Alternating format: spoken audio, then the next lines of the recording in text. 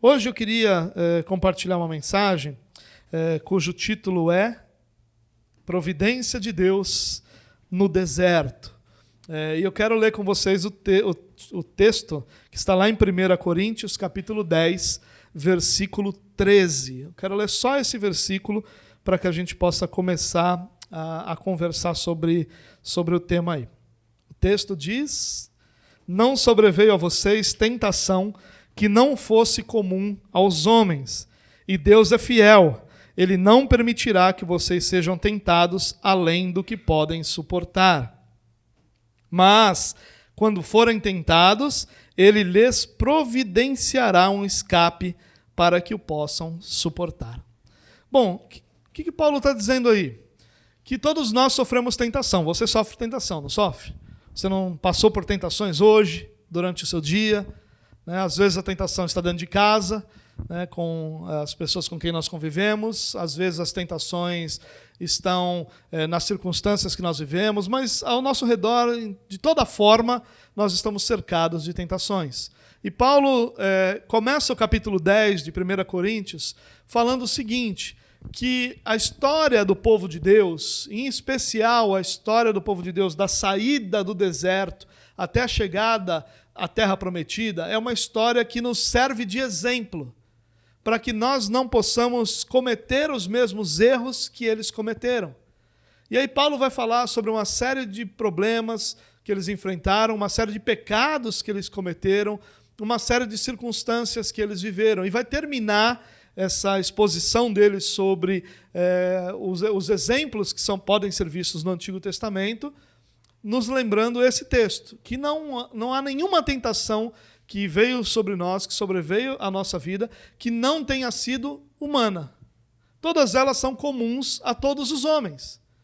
E que Deus, quando permite essa tentação sobre a nossa vida, vai nos conceder também o escape. Ou seja, sempre que nós formos tentados, a providência de Deus vai nos dar o escape, para que a gente possa suportar essas tentações e não cair nelas. E é interessante que Paulo, para falar sobre esse escape, ele usa, como eu disse, a ilustração do povo no deserto. E quando nós olhamos para essa história de quando o povo de Deus sai do deserto e o povo de Deus vai em direção à Terra Prometida, nós vemos um dos momentos onde o maior número de milagres acontece no meio do povo de Deus. Nós vemos uma história onde a presença de Deus é tão real, tão visível, tão palpável, como em poucas outras vezes aconteceu na história. Nós vemos uma jornada do povo de Deus em direção à Terra Prometida, numa jornada do povo de Deus com Deus em direção à conquista de Canaã. E eu queria fazer o quê, então? Eu queria compartilhar com vocês, ou olhar com vocês para esses textos lá do livro de Êxodo, onde nós vamos ver essa jornada do povo de Deus, para que a gente possa ver um pouco dessa providência de Deus no deserto. Seria impossível, eu fiz uma lista com cerca de 12, 13 momentos que nós poderíamos nos lembrar que tratam da providência de Deus durante essa jornada. Eu quero tratar só 3 essa noite. Se o Senhor nos permitir, em outro momento a gente vai tratar um pouco mais dessa jornada, mas eu queria ficar só no início da jornada, só no comecinho ali da jornada, porque você deve já ter ouvido que o deserto é uma representação, é um tipo, é uma sombra daquilo que é a vida cristã. Na verdade, tudo que nós vemos no Antigo Testamento, de alguma forma, elas são sombras das realidades que o Novo Testamento apresenta. E a grande maioria, se não todas essas sombras, são sombras do próprio Jesus.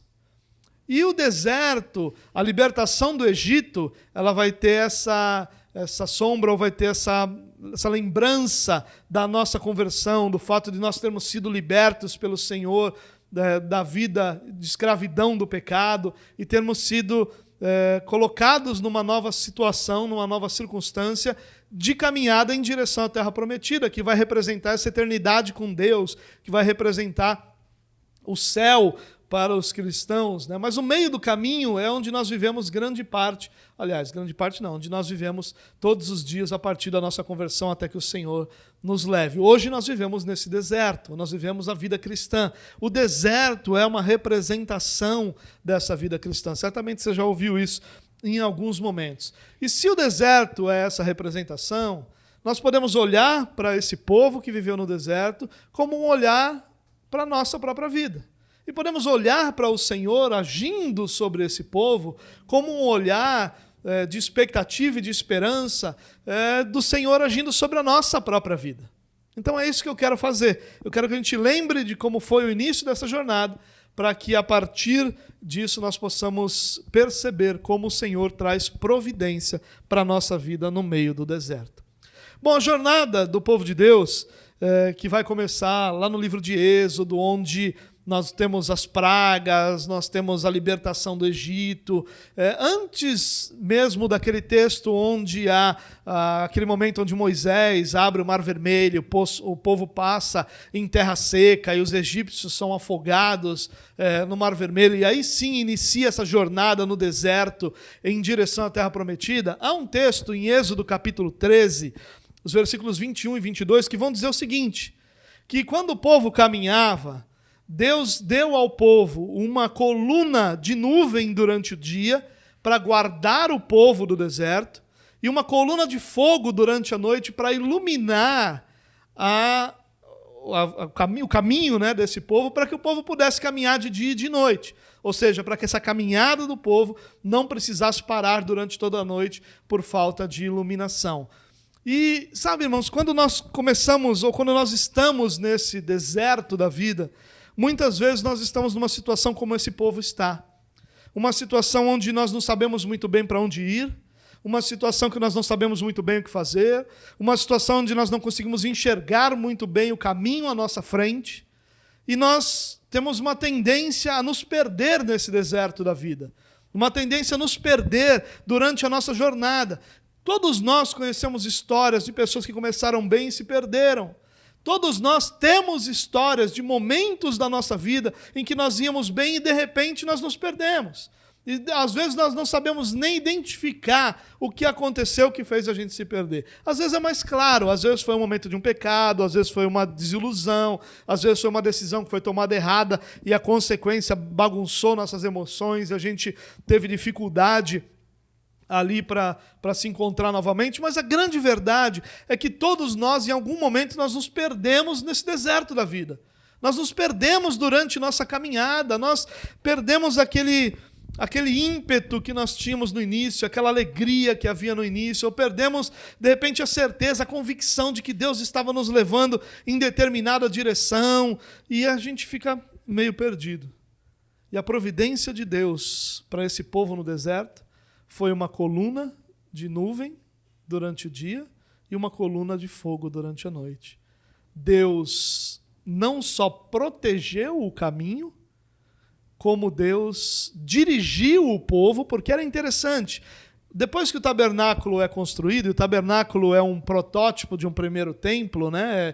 É um local de adoração, um local onde o povo buscava Deus, que era desmontável. Então eles montavam, prestavam culto ao Senhor, desmontavam e seguiam caminhada. Eles estavam saindo do Egito em direção a Canaã, a Israel, a terra prometida.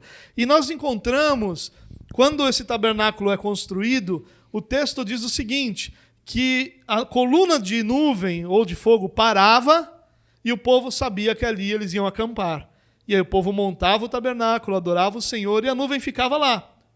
Quando a nuvem se levantava, às vezes dias, às vezes horas, mas normalmente sempre algum tempo depois de ter sido montado o tabernáculo, a nuvem se levantava e o povo sabia que era hora de partir, eles iriam desmontar o tabernáculo e seguir viagem. Então essa coluna não era só proteção, essa coluna era também direção. E essa coluna, além de direção, era o sinal da presença de Deus. E é isso que Deus faz na nossa jornada, irmãos. O problema é que muitas vezes nós paramos de olhar para o alto. O nosso problema é que ao invés de nós olharmos para o Senhor, naquilo que é a nossa caminhada, nós começamos a olhar horizontalmente. Nós começamos a olhar para as situações ao nosso redor, sejam pessoas, sejam circunstâncias, sejam momentos que nós estamos vivendo, mas nós começamos a olhar não mais para o Senhor e buscar essa direção não mais no Senhor, mas nós começamos a imaginar que nós já estamos capacitados a entender os momentos da nossa vida e tomar as decisões da nossa vida sem buscar essa direção do Senhor. E quando nós estamos perdidos no meio da nossa jornada, nós precisamos voltar lá para o início, para a lembrança de que o povo de Deus nunca andou sozinho.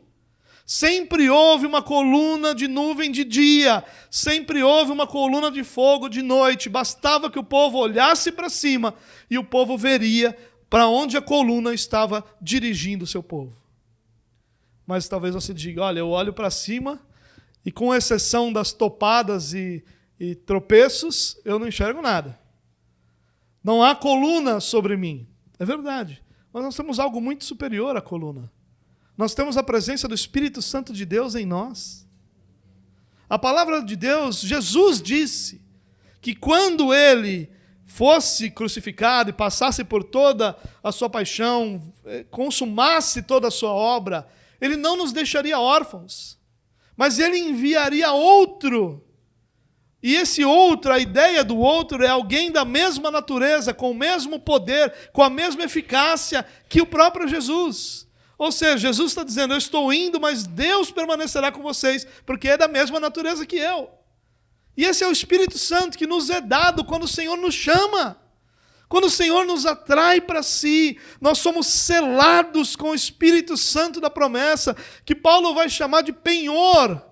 Ele vai dizer, olha, a garantia de que o Senhor vem buscar e vai completar a obra em vocês, é que o Espírito Santo habita em vocês. Nós não precisamos caminhar perdidos. Nós não precisamos caminhar às escuras. Nós não precisamos caminhar sem saber para onde estamos indo.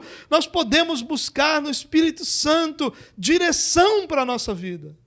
Porque essa é a providência de Deus para nós no deserto da vida. Você não caminha sozinho, meu irmão.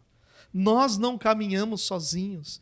Nós não estamos entregues à nossa própria capacidade, experiência, inteligência, o que quer que seja próprio de nós mesmos. Não estamos entregues a isso. Nós temos o Espírito Santo de Deus em nós, que nos guia, que nos direciona, que nos dá proteção, mas que nos dá direção, que ilumina o nosso caminho. O problema é que muitas vezes nós paramos de olhar. O problema é que muitas vezes nós paramos de perguntar. O problema é que muitas vezes nós paramos de buscar. Um dos grandes problemas, irmãos, do povo de Deus é que, à medida que o povo vai desenvolvendo a sua espiritualidade, esse povo vai caindo no engano de achar que já está pronto. Esse povo vai caindo no engano de achar que já tem todas as respostas. Nós vamos caindo no engano de pensar que o Senhor já completou essa obra em nós e que nós agora já sabemos o que fazer. Essa é uma tentação que eu sofro todos os momentos. Porque sempre que alguma coisa ligada à igreja está diante de mim, possivelmente é uma coisa que eu já experimentei nesses quase 20 anos de pastorado. Possivelmente, cada aconselhamento que eu faço, raros são os aconselhamentos que são novos, que são de situações que eu nunca experimentei. E a nossa grande tentação é que no meio das lutas da nossa vida, nós acabamos achando que já temos todas as respostas por causa da experiência, da maturidade e do conhecimento que nós temos. E isso não é verdade. As respostas não estão todas prontas. Nós não sabemos qual é a direção do Espírito de Deus para nós em cada circunstância da nossa vida. E a razão de nós não sabermos é exatamente para que a gente dependa dele a cada passo que a gente der. O Espírito Santo de Deus habita em nós. Deus habita em nós. Nós fomos feitos morada do Senhor. Nós não vivemos mais naquela situação em que algo externo vem sobre a nossa vida e nos guia. Ao contrário disso. Nós somos morada do Senhor. Deus habita em nós. Sabe o que isso significa, irmãos? Isso significa que em nossa natureza corrompida, o pecado não governa mais. Que a nossa natureza corrompida, ela não é mais senhora sobre nossa vida, mas que hoje habita em nós o próprio Deus, nos guiando, nos instruindo, nos dirigindo, da mesma forma como a coluna de nuvem e a coluna de fogo fizeram com o povo de Deus, até que o povo de Deus chegasse na terra prometida. O Espírito Santo de Deus está sobre você, estará sobre você, guiará você, até que chegue o momento de você se encontrar com o seu Senhor. Seja como for, seja pela morte, seja pela vinda do Senhor, até que nós nos encontremos com o nosso Senhor, nós temos sobre nós a presença do Espírito Santo de Deus. Não deixe de olhar, não menospreze essa realidade sobre a sua vida. Busque ao Senhor em cada decisão que você precisa tomar, porque assim como o povo de Deus teve direção, nós teremos direção para todos os nossos caminhos. Na sequência, nós vamos ver o povo sendo liberto do Egito, como eu disse, aquele episódio da água do mar se abrindo e do povo passando em terra seca, e o povo começa a caminhar, e eles passam por uma experiência lá em Mara e em Elim, 2 lugares, um lugar onde haviam águas amargas, por isso o lugar se chama Mara, outro lugar Elim, onde eles vão encontrar um oásis, né, onde eles vão poder se alimentar e estarem ali guardados, mas a jornada continua. A jornada continua. Isso aí representa, essa passagem ali representa essa chamada ao compromisso, representa essa cura de Deus das nossas bagagens do passado. Mas quando o texto continua, no capítulo 16 de Êxodo, nós vamos ver o povo lamentando, murmurando, porque o povo estava com sede, porque o povo estava com fome primeiramente. E esse povo então começa a ter fome e começa a murmurar. Aliás, o povo faz isso o tempo todo. A cada dificuldade que o povo passava, ao invés de buscar o Senhor, o povo murmurava do Senhor, como se estivesse cobrando o Senhor de ter que ter feito alguma coisa. E o povo começa então na sua caminhada a murmurar por causa da sua fome. E aí Deus envia o maná. Você lembra o que era o maná? Maná significa o que é isso. Porque era algo que caía do céu para o povo e o povo se espantou com aquilo e se alimentava daquilo e se alimentou daquilo por todos os dias da sua jornada. Sabe, irmãos, a providência de Deus no deserto trouxe ao povo maná. E o maná representa o sustento do próprio Deus ao seu povo. Quem sustentou o povo de Deus durante toda a sua jornada no deserto foi o próprio Deus. O maná caía 6 dias por semana, e se você tinha que pegar exatamente aquilo que era a sua porção diária, e se você guardasse a mais do que era a sua porção diária para o dia seguinte, ele iria apodrecer, ele iria cheirar mal.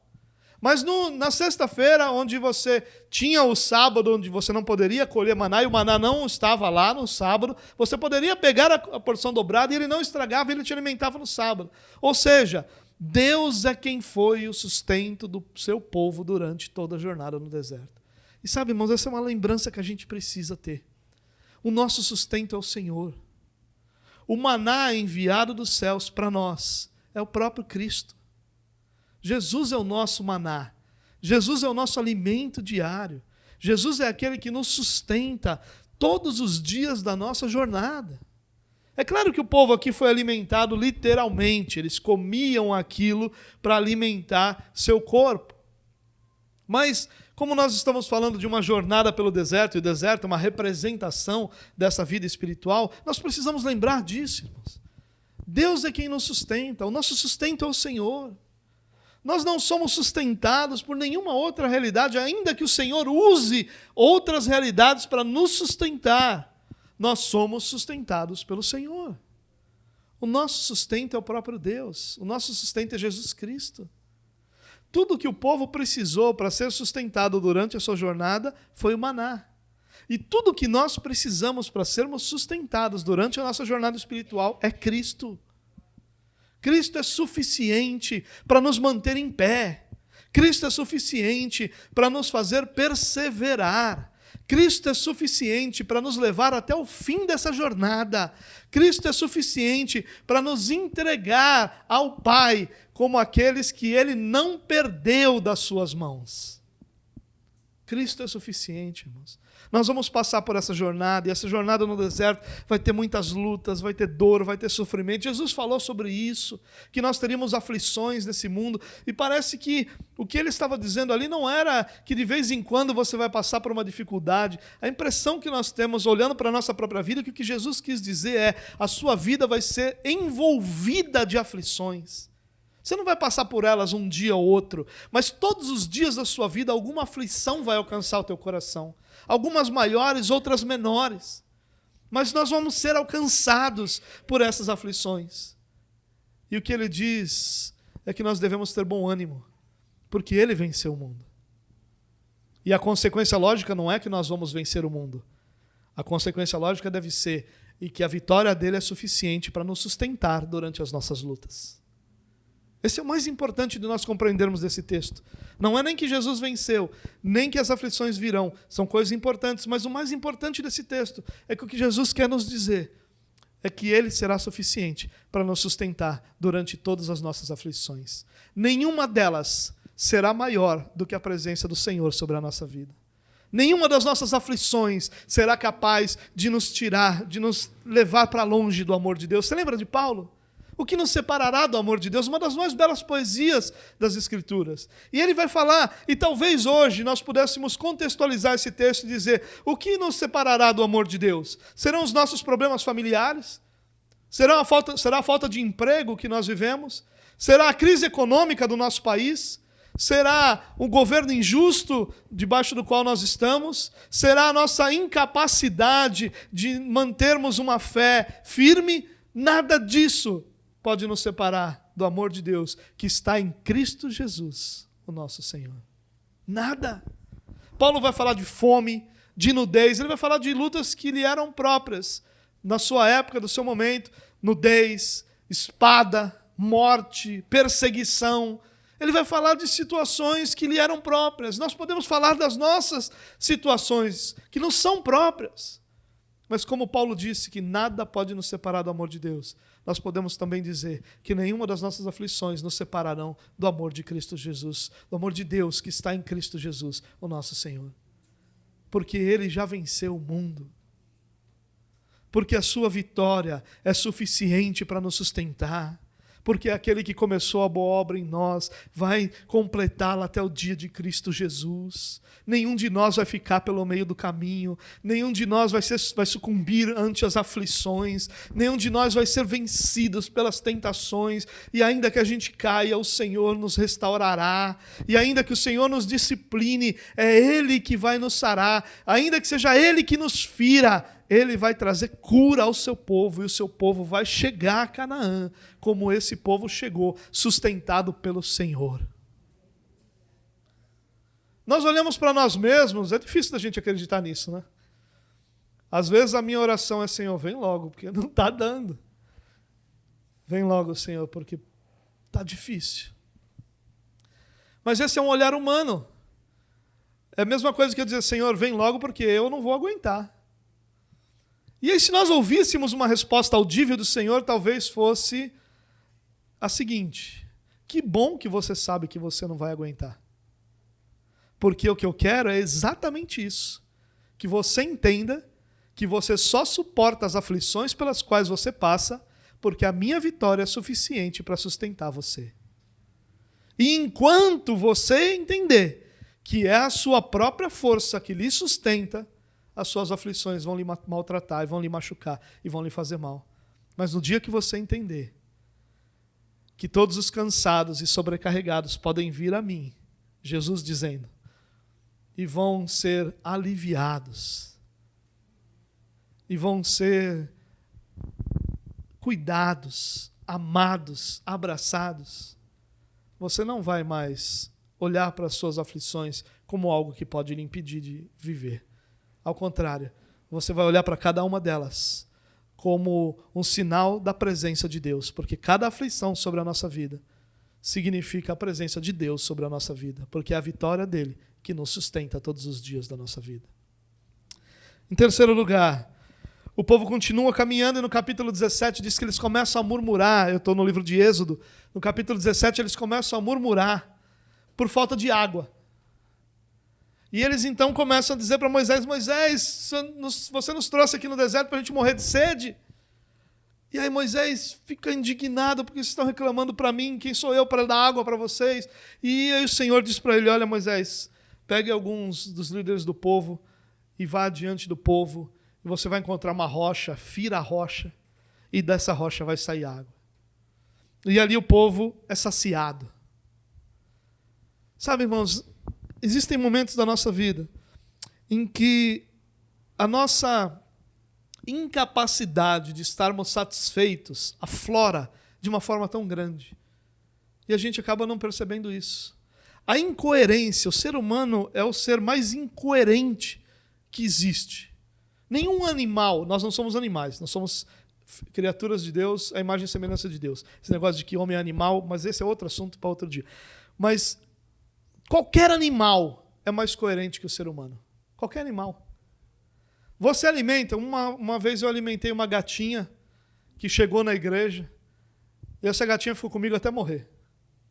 Eu alimentei a gatinha porque tinha ração de cachorro lá que tinha fugido, uma cachorra que eu tinha que fugiu, e sobrou ração, e a gente deu ração para a gatinha, achando que ela ia se alimentar e voltar para sua casa. E ela disse: é aqui mesmo que eu vou amarrar, vou ficar. E ela ficou até morrer. Isso é coerência. Tem alguém me alimentando? Para que eu vou para outro lugar? É aqui que eu vou ficar. O ser humano é incoerente. Você pega um adolescente ou uma criança, pré-adolescente, ele está sendo alimentado, cuidado e amado pelos pais, ele não diz outra coisa senão: eu não vejo a hora do dia que eu for morar sozinho. E a sua incoerência é tão grande que no dia que ele vai morar sozinho, ele diz: meu Deus do céu, como eu gostaria de morar com meus pais. O ser humano é o ser mais incoerente que existe. Nós somos incoerentes. E você acha que essa incoerência não atinge a nossa fé? É lógico que ela atinge a nossa fé. Se nós formos parar e pensar, olhar para trás e ver tudo que o Senhor já fez, nós diremos com todas as letras: eu nunca poderia reclamar de nada da minha vida, porque eu estava caminhando em direção ao inferno, e o Senhor tirou os meus pés do atoleiro de lama e me firmou sobre a rocha.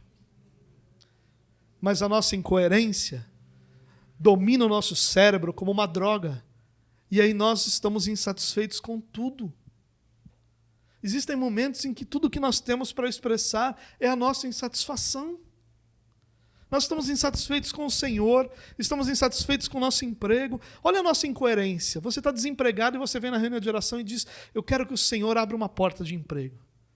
E o Senhor misericordiosamente ouve a você, ouve a seus filhos e diz: eu vou dar um emprego para ser abençoado. E você, 3 meses depois, está orando: eu queria pedir oração pelo meu chefe, porque aquele é um enviado de Satanás, aquele emprego foi o cão que deu.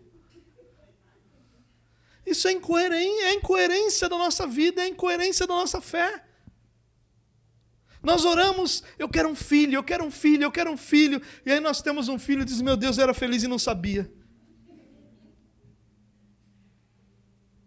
Filho dá muito trabalho, filho dá muita despesa. Não é, veja só, gente, não é arrependimento. É só incoerência mesmo. A gente está reclamando daquilo que a gente tanto quis. A varoa, tem que usar esse termo para falar disso, está sozinha. Aí a varoa fica lá: Senhor, manda um varão dos altos céus, um homem de fogo para a minha vida. Aí Deus manda esse bonito que está do seu lado aí. Aí você começa a orar: Senhor, transforma esse homem, não é possível que esse homem seja assim. É a nossa incoerência, nós queremos, mas quando nós recebemos, nós não sabemos estar satisfeitos. Veja só, por favor, não confunda isso com esse sentimento que muitas vezes é ensinado de você não querer mais, de você não desejar mudanças, de você não buscar crescimento. Não tem nada a ver com isso. Não tem nada a ver com isso.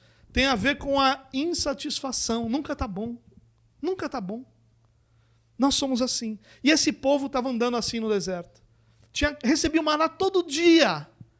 Todos os dias eles acordavam, eles não precisavam plantar, colher, não precisavam cuidar da sua lavoura, eles não precisavam criar os seus animais, eles não precisavam trabalhar pelo seu alimento conforme era uma ordenança do Senhor. Eles acordavam e no campo estava o maná. Ah, meu Deus, quem de nós não gostaria de um negócio desse? Acordar e estar o pão fresquinho na porta de casa. Sem pagar, né? Porque pagando até dá para fazer. Estava lá todo dia. Mas o povo chega para Moisés e diz: Moisés, você trouxe a gente para morrer de sede? A gente está com sede, Moisés. Meu Deus, que incoerência! Será que o Deus que dava maná todos os dias não era poderoso para dar a água que era necessária? E o povo murmurava, e murmurava, e murmurava. Mas o Senhor chama Moisés e diz: Moisés, vamos dar água para esse povo. Vira a rocha. E o povo bebe água. E bebe água fresca. E bebe água limpa.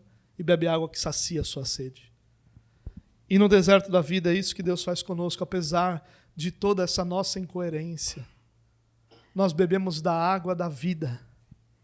Aquela água que nunca mais permite que a nossa alma tenha sede. Aquela água que sacia a nossa sede eterna. A palavra de Deus diz que Deus plantou no coração do homem o anseio pela eternidade. Por isso que todo homem precisa responder à sua fé. De alguma forma ele responde, ele pode buscar uma religião, seja ela verdadeira ou falsa, ele pode buscar o ateísmo, que é uma resposta a essa necessidade interior de responder à divindade, porque Deus plantou isso no coração do homem, e esse é o anseio que o homem tem, se encontrar com sua divindade. E Jesus disse para a mulher samaritana: se você beber dessa água que eu lhe der, você nunca mais vai ter sede. Ele está dizendo para ela: você está a sua vida inteira procurando entender a sua existência, procurando entender seu relacionamento com a divindade, procurando entender esse anseio que o próprio Deus colocou em você pela eternidade, e você não consegue resposta.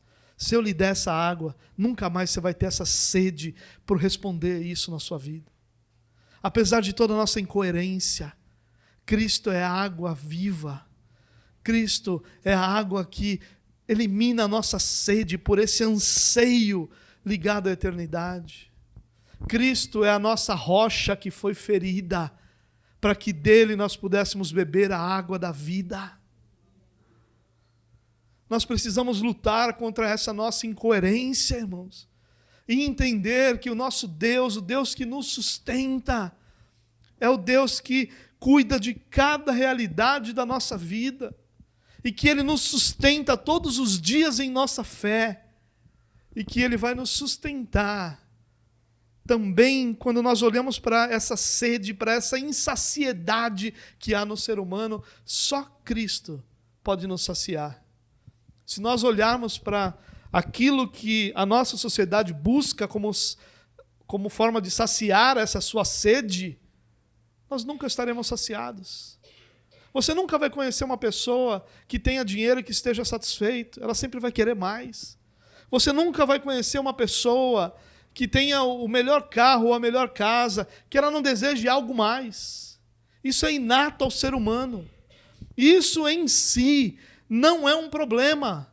O problema é quando esse anseio por algo mais se transforma em ingratidão. Quando esse anseio por algo mais se transforma em murmuração. Quando Deus fala sobre o povo no deserto, Deus vai dizer o seguinte: esse povo que murmurou contra mim, eu não suporto mais a murmuração desse povo. O problema de Deus não eram as dúvidas, não era a falta de fé, não eram os tropeços, não era o pecado, era a murmuração. Porque a murmuração é a expressão máxima dessa nossa incoerência que nunca nos permite estar satisfeitos. Mas Jesus é a água viva que sacia a nossa alma. Se você, irmão, vive insatisfeito com a sua vida, não é a mudança da realidade da sua vida que vai lhe trazer satisfação, é Jesus Cristo. Jesus não ensina a mulher samaritana a buscar outro caminho para saciar a sua sede. Ele diz: beba da água que eu vou lhe dar. É essa água que vai saciar você. Você não vai ser saciado por uma mudança de circunstância. Você vai ser saciado pela água que eu lhe der. É a presença de Cristo em nós que sacia a nossa alma. É a rocha ferida em favor de nós. A rocha que foi ferida pelos nossos pecados. É dela que jorra água viva. que sacia a nossa sede, que sacia a nossa alma, que sacia a nossa vida. A caminhada pelo deserto, meu irmão, é uma caminhada dura, uma caminhada difícil, uma jornada longa, mas é uma jornada que nós não fazemos sozinhos. É uma jornada cuja presença do Senhor está sobre nós o tempo todo. Cristo está no nosso deserto, Cristo está conosco e Cristo está em nós. Nós não estamos sozinhos, nós não caminhamos sozinhos, nós não passamos por essa jornada no deserto sozinhos. Eu quero terminar dizendo duas coisas para você. Primeiro, todo deserto tem fim. Nenhum deserto é eterno, todo deserto é passagem em direção a outro lugar. E o deserto da nossa vida é passagem em direção a uma eternidade diante do Senhor. E eu não sei se você entende eternidade, eu não entendo. Não tenho a menor ideia do que seja. Porque na minha cabeça a única coisa que eu consigo pensar como eternidade é muito tempo. Mas segundo as Escrituras, o tempo só existe por nossa causa. A primeira coisa que Deus cria é o tempo. No princípio, pronto, Deus criou o tempo. Ali tem um princípio. Criou Deus os céus e a terra. Até então, Deus estava na sua eternidade. E é para essa eternidade que nós voltaremos. Ou seja, eternidade não é muito tempo. Eternidade é a ausência de tempo. E eu não consigo entender isso. Talvez você, com essa cabeça mais avantajada do que a minha, consiga entender. Mas eu, honestamente, não consigo. Mas eu sou levado pelas Escrituras a entender que não há e nunca haverá nada melhor do que a eternidade diante do Senhor. O tempo eu não entendo, mas eu entendo uma coisa. Eu entendo que o deserto vai terminar e que eu estarei diante do meu Senhor para sempre. Todo deserto termina, o nosso vai terminar também. Mas a nossa vida não é uma vida desesperada pela morte e pela volta de Jesus. Às vezes, irmãos, nós temos um pensamento dessa volta de Jesus como que um escapismo. Vamos escapar dessa vida miserável, maldita, horrível que nós temos. Volta logo, Jesus. Não é essa a ideia que nós deveríamos ter. Não é esse o pensamento que nós deveríamos ter. O pensamento é, nós vamos ter aflições, mas tenham bom ânimo.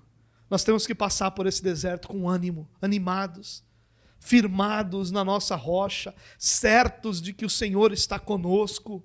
Não cabisbaixos, desesperados pela vinda dele. Desesperados, Senhor, você podia me levar hoje. Ia ser tão bom estar no céu com o Senhor. Tudo isso é verdade. Ia ser maravilhoso se nós estivéssemos no céu com o Senhor. Mas até que nós cheguemos lá, tenha bom ânimo, porque eu venci o mundo. É a palavra de Jesus para a sua igreja. Eu quero só te lembrar, lá em Deuteronômio, Moisés vai rever a história do povo de Israel, as leis de Israel. É uma repetição de tudo que o povo viveu. E Moisés, ali é interessante que Moisés dá algumas explicações que talvez não tenham ficado tão claras no primeiro texto, ou no texto de Êxodo, Números, Levítico. E eu quero ler só um versículo, o versículo 5 do capítulo 29. Deus diz assim para o povo: durante 40 anos os conduzi pelo deserto. Disse o Senhor: nem as suas roupas, nem as sandálias dos seus pés se gastaram. Você consegue entender que coisa maravilhosa é essa? 40 anos, o meu filho vai fazer 10, ele teria 50 no final dessa jornada. Dos 10 para os 50, você engorda um pouquinho. Primeiro, aliás, você engorda, não, você cresce, perdão. Primeiro para cima. Mas a gente cresce um pouquinho. E diz que as sandálias não se gastaram. As roupas não se gastaram. O que isso quer dizer, irmãos? Quer dizer que a nossa travessia pelo deserto é uma travessia que deve nos encher da esperança de que absolutamente nada vai nos impedir de chegar lá do outro lado. Nada vai nos impedir de terminar essa travessia. Talvez hoje você esteja cabisbaixo, dizendo: meu Deus, minha vida está coisa maluca. Um negócio emaranhado de luta, de dor, eu não sei nem dizer direito como é que eu estou. E assim foi, durante muito tempo, a vida do povo no deserto. Mas eles chegaram do outro lado e puderam olhar para trás e viram que as sandálias não se gastaram. Meu Deus, não ter que comprar nunca mais um sapato. As roupas, as mulheres detestam essa parte, as roupas não se gastaram. Uma roupa só para sempre. Oh, aleluia! Se eu pudesse, eu botava a mesma camisa sempre aqui. Lá em casa eu tenho uma coisa, um problema chamado esposa. E ela não deixa, mas se deixasse, eu só comprava camiseta preta, só usava isso. Mas o povo de Deus não precisou se preocupar com a roupa que eles vestiam, porque o Senhor cuidou deles. Eles não precisaram se preocupar com o desgaste das suas sandálias, porque o Senhor cuidou deles. Nada foi impedimento para que eles cruzassem esse deserto e se encontrassem com o seu Senhor na terra prometida. Assim é a nossa vida, irmãos. Ela é cheia de lutas e aflições, mas nós vamos chegar do outro lado e perceber que o Senhor nos sustentou durante todo o caminho e que muitos milagres que nós nem sequer percebemos ficarão claros diante de nós quando tudo isso acabar.